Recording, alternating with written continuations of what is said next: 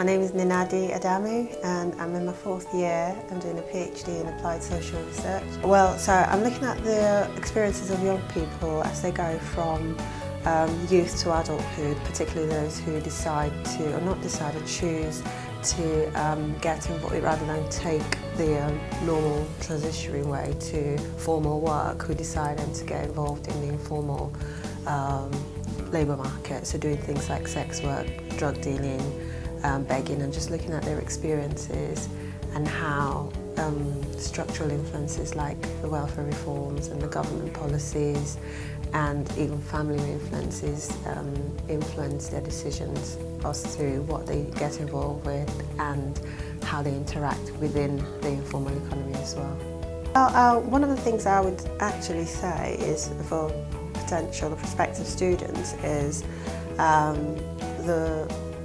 the importance of getting connected with other students. I was quite fortunate that when I started in 2012, October 2012, I met a number of students who we kind of formed, like I mentioned earlier, like a peer support group, and we ran the race together, so we've kind of followed each other, and it got to a point where I could literally tell you everything about my colleagues' research, even though he was business, and the other one, even though she was doing something about child protection, which I completely knew nothing about.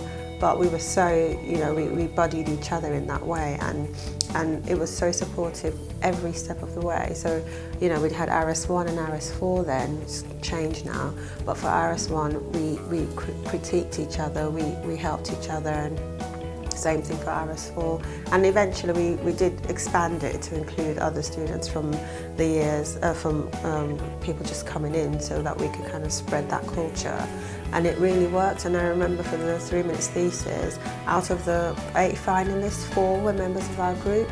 It just proved the importance of not staying isolated. It's so easy to start a PhD and just be on your own, be so caught up in your research.